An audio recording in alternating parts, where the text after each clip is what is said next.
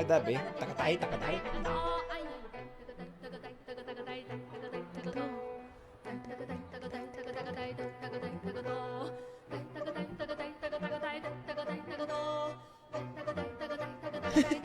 People are going crazy over.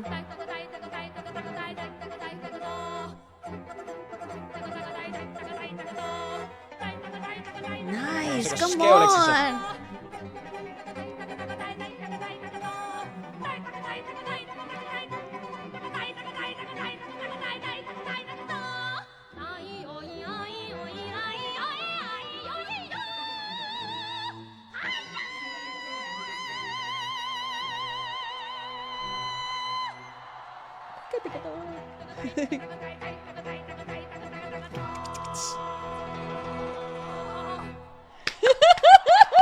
What a cool woman! She is awesome. Okay, let's talk about the singing techniques here. Actually, I am baffled that the overall welcoming reaction of people is so welcoming.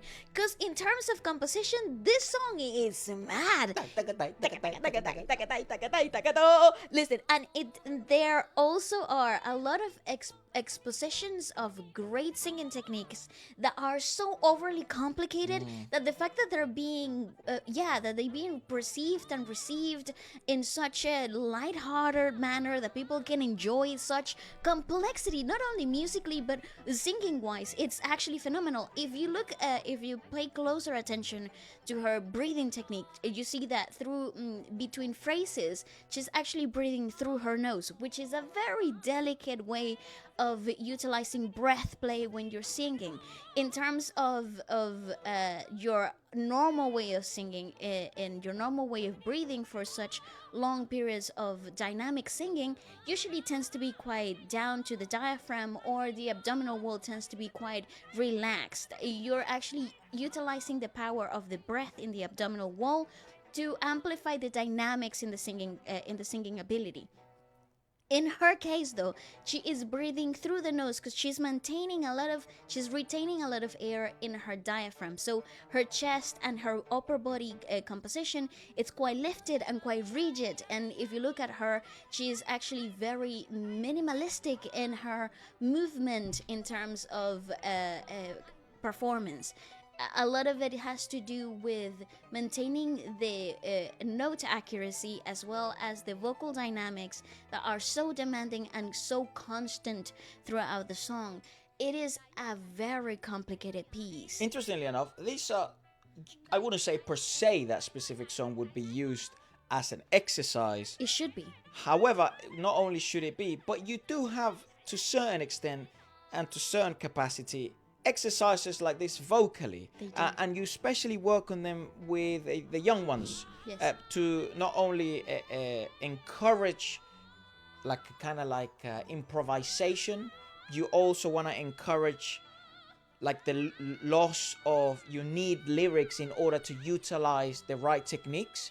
Because a lot of, I guess, if you're learning to sing, and I guess she is an example of that's what it looks like at the highest level possible, because she also has an operatic background. That's right, right, classical you can hear background. that. But if you want to detach lyricism from technique, that's such a good exercise to do, and such a good song to learn.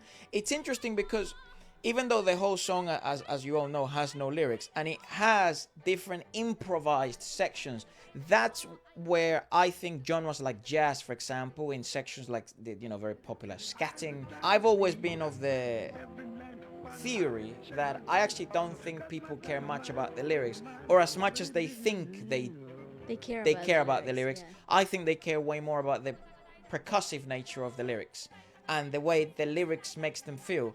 Now this gets us into a more philosophy-based argument, semantics and semiotics, and the power of language, because we relate language and specific words to specific emotions, feelings and sensations.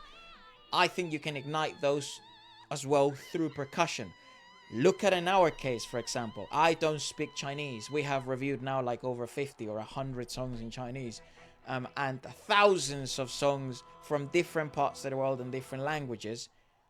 We can still disseminate, we can still dissect, we can still predict and understand fairly well lyrical compositions without knowing the actual literacy behind them, just on a musical basis. She bases that the title Tante or Uneasy is also based on her own singing the song Up and Down Feeling.